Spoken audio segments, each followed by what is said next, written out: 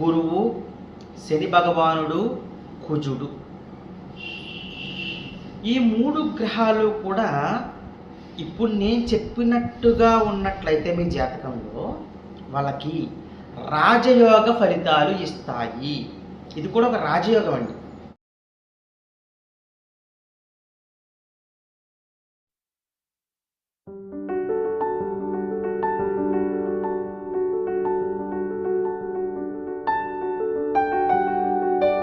శ్రీ మాధవానంద గురుభ్యో నమః. శ్రీమాత్రే నమః. శ్రీ మాధవానంద భక్తి యూట్యూబ్ ఛానల్ ప్రేక్షకులకు నమస్కారం. ఇక ఈరోజు మనం విశేషంగా ఒక కొత్త విషయం గురించి తెలుసుకుందాము. అదేమిటి అంటే కనుక మన జాతక చక్రంలో స్పెషల్ ఆస్పెక్ట్స్ ఉన్న గ్రహాలు 3 ఉన్నాయి. అందరికీ ఇంకా వింటున్నారు కాబట్టి మ్యాక్సిమం అందరికీ తెలుసు. గురువు, శని భగవానుడు, కుజుడు. ఈ 3 గ్రహాలు కూడా ఇప్పుడు నేను చెప్పినట్టుగా ఉన్నట్లయితే మీ జాతకంలో వాళ్ళకి రాజయోగ ఫలితాలు ఇస్తాయి. ఇది కూడా ఒక రాజయోగం అండి. ఇప్పుడు నేను చెప్పినట్టుగా ఉంటే మనకు తెలుసు, విపరీత రాజయోగం అంటాము, రాజయోగం అంటాము, ఇవన్నీ మనకు తెలుసు, ఓకేనా. కానీ ఇప్పుడు నేను చెప్పేది ఏంటంటే స్పెషల్ ఆస్పెక్ట్స్ తోటి ఇప్పుడు నేను చెప్పినట్టుగా మీ జాతక చక్రంలో ఉండాలి. ఇది కూడా ఒక రాజయోగము. ఇక్కడ దుస్థానాధిపతులు, దుస్థానాలు అసలు ఆ సంబంధం ఏం లేదు. ఇక్కడ అలా ఉంటేనే రాజయోగం కాదు. ఇది కూడా ఫస్ట్ గురువుకి ఏ దృష్టిలు ఉన్నాయో చూడాలి. 5, 7, 9 దృష్టిలు ఉన్నాయండి. ఇంకా ఉన్నాయి దృష్టిలు గురువుకి. మనకేంటంటే ఈ పరాశరుడు ఈయన మహర్షి రాసినప్పుడు ఏంటంటే తర్వాత యుద్ధాల్లో చాలా వరకు కోల్పోయాం మనం. ఈ జ్యోతిష్యానికి సంబంధించినవన్నీ కూడా చాలా వరకు కోల్పోయాం. తర్వాత ఇంకా రచిస్తున్నారు వీళ్ళు, ఇంకా బయటకు వస్తూ ఉంటున్నాయి. కాబట్టి ప్రస్తుతానికి 5, 7, 9 తీసుకోండి. శని భగవానుడు 3, 7, 10 దృష్టిలు ఉంటాయి. కుజుడు 4, 7, 8 దృష్టిలు ఉంటాయి. ఇవి అందరికీ తెలిసిందే. ఇప్పుడు మీ జాతక చక్రం తీసుకోవాలి. జాతక చక్రం తీసుకున్నప్పుడు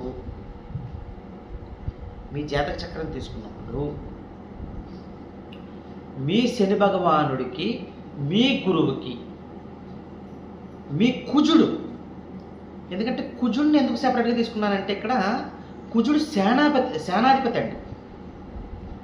కుజుడు వారియర్. యుద్ధానికి రెడీగా ఉండే ప్లానెట్ ఏంటంటే కుజుడు. ఎస్, నేను రెడీ అండి యుద్ధానికి అని. ఆయన రాజు కాదు, మంత్రి కాదు, సేనాధిపతి. చూసారా యుద్ధానికి యుద్ధవీరుడు ఎలా రెడీ అవుతారో అలా అనమాట. కుజుడిని అందుకే సెపరేట్ ఇందులో కుజుడితోటే చూడాలి. అప్పుడు రాజయోగ ఫలితాలు ఉంటాయి. అందుకే జాతక చక్రంలో కుజుడే కీ రోల్ ప్లే చేస్తాడనమాట. అర్థమైందండి? మీ జాతక చక్రంలో కుజుడు కీ రోల్ ప్లే చేస్తుంటే మీరు నెంబర్ 1 జాతకులు అవుతారు. అదే కుజుడు నెగిటివ్గా ఉంటే మీకు చాలా ఇబ్బందులు ఉంటాయి. మీరు చెక్ చేసేసుకోవచ్చు. హెల్త్ ఇష్యూస్, ఎప్పుడు రక్తాన్ని కళ్ళ చూడటము, గొడవలు జరుగుతూ ఉండడము, యాక్సిడెంట్స్ తరచుగా అవుతూ ఉండడము, ఎక్కువ వాళ్ళకు గొడవలు జరుగుతూ ఉండడము. ఇలా జరుగుతున్నాయి అంటే వాళ్ళకి కుజుడు బాగాలేనట్టు లెక్క. మాటికి వాళ్ళు ఎమోషనల్ అయిపోవడము, ఒకరు ఏమన్నా వాళ్ళు తీసుకోలేకపోవడము, మాట పడలేకపోవడము, విపరీతమైన ఉద్రేకము, ఇవి ఉన్నాయి అంటే కుజుడు బాగాలేనట్టు లెక్క. ఇవన్నీ కూడా మీరు పాజిటివ్గా మార్చుకోవడం కోసం చెప్తున్నాను. అర్థమైందండి? ఈ కుజుడు విషయంలో చాలా జాగ్రత్తగా ఉండాలి. ఇలాంటి వారియర్ సేనాధిపతి అయిన కుజుడు రాజయోగాన్ని ఎప్పుడు ఇస్తాడయ్యా అంటే కనుక ఇది చాలా మంచిదండి. అంటే చాలా మంచి రాజయోగం ఇది. గురువు నుండి ద్వితీయంలో కానీ, గురువు నుండి పంచమంలో కానీ, గురువు నుండి భాగ్యంలో కానీ, గురువు నుండి లాభంలో కానీ, గురువు నుంచి తీసుకోవాలి. ఇక్కడ గురువు మీ జాతక చక్రంలో ఎక్కడ ఉంటారో అక్కడ నుండి మీ యొక్క కుజుడు 2వ ఇంట కానీ, 5వ ఇంట కానీ, 9వ ఇంట కానీ, 11వ ఇంట కానీ ఉన్నట్లయితే మీకు రాజయోగ ఫలితాలు ఖచ్చితంగా ఎవరిస్తారండి? గురువు ఇచ్చి తీరుతాడు. గురువు ఎందుకు ఇస్తారండి? ఇక్కడ కుజుడు గురించి కదా మీరు చెప్తుంటే. కుజుడు యుద్ధానికి వెళ్ళాడు. ఇప్పుడు సేనాధిపతి అండి, వారియర్ అండి, యుద్ధానికి తయారు చేశాడండి సైనికుల్ని. ఈయన కూడా యుద్ధానికి వెళ్ళాడండి. ఎవరు ప్రశాంతంగా ఉండడానికి యుద్ధానికి వెళ్ళారు వీళ్ళు? రాజ్యంలో ఉన్న ప్రజలు లేదా రాజ్యంలో ఉన్న రాజు, వీళ్ళు ప్రశాంతంగా ఉంటారు కదా వీళ్ళు యుద్ధానికి వెళ్తే. ఇప్పుడు మన బోర్డర్ సెక్యూరిటీ ఫోర్స్ మన బోర్డర్స్ అన్నింటిని కాపాడుతున్నారు అనుకోండి, ఎలాంటి యుద్ధం జరుగుతున్నా తిప్పి కొడుతున్నారు అనుకోండి వాళ్ళని, మనమేనా ప్రశాంతంగా ఉండేది? అలాగనమాట. గురువు రాజయోగ ఫలితాలు ఇస్తాడు. అప్పుడు గురువు నుంచి 2, 5, 9, 11 స్థానాల్లో కుజుడు ఉన్నప్పుడు గురువు రాజయోగ ఫలితాలు ఇస్తాడు. అలాగే అదేవిధంగా శని భగవాను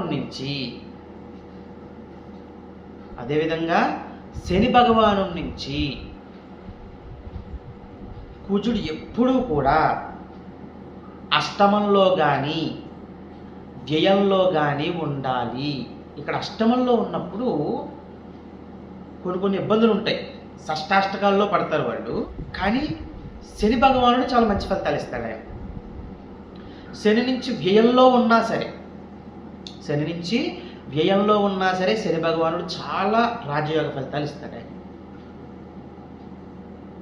కుజుడు వల్ల వీళ్ళకి రాజయోగ ఫలితాలు వస్తున్నాయి, ఇటు గురువుకి కానీ అటు శని భగవానుడికి కానీ. గుర్తుంచుకోండి ఇక్కడ నేను చెప్పేది. అంటే కుజుడు ఒక సెక్యూరిటీ ఆఫీసర్ అన్నమాట ఈ 2 గ్రహాలకు కూడా.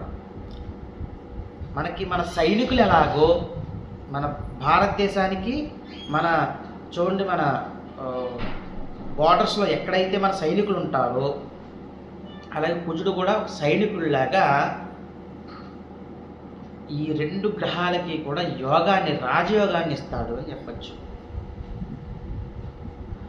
ఇలా ఈ కాంబినేషన్స్లో ఉంటున్నప్పుడు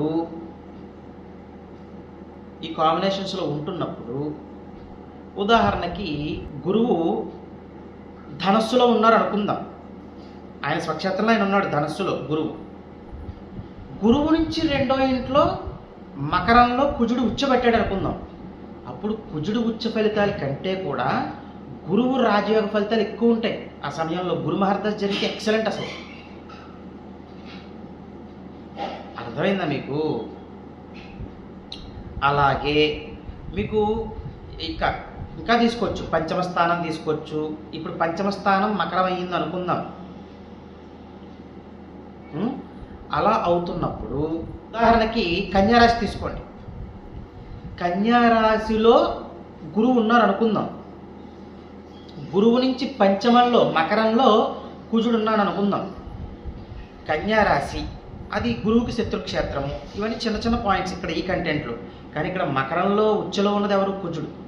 అప్పుడు గురువు రాజయోగ ఫలితాలు ఇస్తాడు. ఆయన ఎప్పుడూ కూడా గురువు నుంచి 2, 5, 9, 11 స్థానాలు అయ్యి మకర రాశి అందులో కుజుడు ఉంటే ఆ రాజయోగము ఇంకా అద్భుతంగా పనిచేస్తుంది గురువుకి. శని భగవాను కూడా అలా తీసుకోండి. శని భగవాను కూడా అలాగే తీసుకోవాలి. సేమ్. క్లియర్ అయిందా? ఇప్పుడు అంటే శని నుంచి అష్టమ స్థానం కానీ శని నుంచి వ్యయస్థానం కానీ మకర రాశి అవ్వాలి, అందులో కుజుడు ఉండాలి. అప్పుడు కుజుడు ఇచ్చే ఉచ్చ ఫలితాలు అంటే ఉచ్చస్థితి కదండి కుజుడు ఇచ్చే ఉచ్చస్థితి ఫలితాల కంటే కూడా శని భగవాను ఫలితాలు చాలా ఎక్కువ డబుల్ ఉంటాయి. ఇది ఇక్కడ కంటెంట్. అది అనుభవించే వాళ్ళకి తెలుస్తుంది. ఓకేనా? ఉచ్చ వరకు ఉన్నప్పుడు ఇది ఉచ్చ స్థితిలో ఏం లేదు, కుజుడు మామూలుగానే ఉన్నా సరే రాజయోగ ఫలితాలు ఉంటాయి. ఇది ఇంకా ఎక్కువ ఉంటాయి. అది నేను చెప్పింది. రాజయోగ ఫలితాలు ఇందాక నేను చెప్పిన కంటెంట్లో ఉంటే మీకు డెఫినెట్గా వచ్చి తీరుతుందండి. మీకు ఎటువంటి సందేహము లేదు అందులో. మరి నీచపడితేనండి కుజుడు గురువు నుంచి నీచపడితే మరి గురువు ఏమైనా నీచ ఫలితాలు ఇచ్చేస్తాడా? కంగారు పడాల్సిన అవసరం లేదు. అంటే ఉదాహరణకి కుజుడు నీచం పట్టేది ఎక్కడ? కర్కాటకంలో. గురువు మిథునంలో ఉన్నారు అనుకుందాం. కుజుడు కర్కాటకంలో ఉన్నాడు అనుకుందాం, నీచం పెట్టాడు. గురువు నుంచి 2వ ఇంట్లో పడ్డాడు కుజుడు. మరి కుజుడు యొక్క నీచ ఫలితాలు వచ్చేస్తాయా అంటే ఇక్కడ 1-2 సార్లు చెక్ చేసుకోవాలి మనం. నెగిటివ్ ఫలితాలు వచ్చేపోయేటప్పటికీ కూడా రాజయోగ ఫలితాలు అనుభవించేటప్పుడు వచ్చేటప్పుడు ఒడిదుడుకులు ఉంటాయా జాతకులకి అని చెప్పచ్చు. మరి నీచ స్థితిలో పడ్డాడు కదా కుజుడు. అంటే సేనాధిపతికి మీ యొక్క వారియర్కి బలం తగ్గింది అనుకోండి, కొంచెం భయం వేస్తుంది కదా రాజ్యంలో రాజుకి ఏంటి అని. సైనికులను పంపిస్తూ ఉన్నారు, సైనికులు యుద్ధంలో ఓడిపోతూ ఉన్నారు అనుకుందాం. ఎంతమంది వెళ్తే అంతమంది ఓడిపోతున్నారు, ఉన్న వాళ్ళందరినీ పంపించేస్తున్నారు. సేనాధిపతి ఉన్నాడు, ఓకే, ఎంతని పోరాటం చేస్తాడు, ఆయన వీక్ అయ్యాడు అనుకుందాం అప్పుడు. కానీ ఇక్కడ జాతక చక్రానికి అప్లై చేసుకున్నప్పుడు యుద్ధంలో గెలుస్తారు మీరు, ఒడిదుడుకులు ఉంటాయి. శని భగవాన్ నుంచి తీసుకున్నప్పుడు కూడా అంతే. శని భగవాను నుంచి అష్టమ స్థానము కర్కాటకమయ్యి అక్కడ కుజుడు నీచం పట్టినప్పుడు శని భగవానుడు ఇచ్చే రాజయోగ ఫలితాల్లో ఇబ్బందులు ఉంటాయి, ఒడిదుడుకులు ఉంటాయి. దీనికే పరిహారం చేసుకోవాలి. చివరిలోని పరిహారం దీనికే చెప్తా. ఇప్పుడు నీచం పట్టడం అన్నది కూడా కొంచెం ఇబ్బందికరంగా ఉంటుంది శని భగవానుడికి, అటు గురువుకేను. అదే ఇప్పుడు మనకి గురువు నుంచి 2, 5, 9, 11లో కుజుడు లేకపోయినా, శని భగవాను నుంచి అష్టమ వ్యయాల్లో కుజుడు లేకపోయినా అసలు ఈ కంటెంట్ వర్తించదండి. మీరు నేర్చుకునే వాళ్ళకి మాత్రం ఇది తీసుకోవాలి. మరి నేర్చుకుంటున్నారు కదా, వాళ్ళు ఎవరికైనా లోకల్లో జాతకం చెప్పాలి, వీళ్ళు నేర్చుకుంటున్నారు లేదా వాళ్ళ జాతక చక్రం చూసుకోవాలి. ఇది నేర్చుకునేటప్పుడు ఉపయోగపడుతుందిగా ఇది. ఈ కంటెంట్ నేర్చుకునే వాళ్ళకి చాలా బాగా పనిచేస్తుంది. వాళ్ళ జాతక చక్రంలో అప్లై చేసుకోవడానికి ఉంది అనుకుంటే చెక్ చేసుకోండి, లేదంటే మీకు ఉపయోగపడుతుంది కదా. ఇక్కడ వరకు తీసుకోవాలి కంటెంట్. ఇప్పుడు ఎవరికైతే ఇలా కుజుడు నీచం పట్టి గురువు నుంచి 2, 5, 9, 11లో ఉన్న, శని భగవాన్ నుంచి అష్టమ వ్యయాల్లో ఉన్న ఆ జాతకులు ఎలాంటి పరిహారాలు చేసుకోవాలి అంటే కనుక, ఈ జాతకులు యథాశక్తిగా మీరు 2 పరిహారాలు చెయ్యాలండి. ఏమిటి అంటే కనుక, మీరు ప్రతి మంగళవారం కూడా ఆంజనేయ స్వామి వారి ఆలయానికి వెళ్ళండి. ఆంజనేయ స్వామి వారి ఆలయానికి వెళ్ళి 19 ప్రదక్షిణలు చేస్తూ ఉండండి. ఇది చాలా సింపుల్. ఇది అయ్యా మాకు మంగళవారం కుదరదండి, ఇప్పుడంతా సాఫ్ట్వేర్ రంగం ఎక్కువ ఉంది కదా, మిగతా వాళ్ళకైనా శనివారం కుదురుతుందండి అనుకున్న వాళ్ళు శనివారం చెయ్యండి 19 ప్రదక్షిణలు. కానీ ఫస్ట్ ప్రిఫరెన్స్ మంగళవారం ఇవ్వండి, తర్వాత ప్రిఫరెన్స్ శనివారం ఇవ్వండి. ఇది ఒక పరిహారం పక్కన పెట్టేయండి.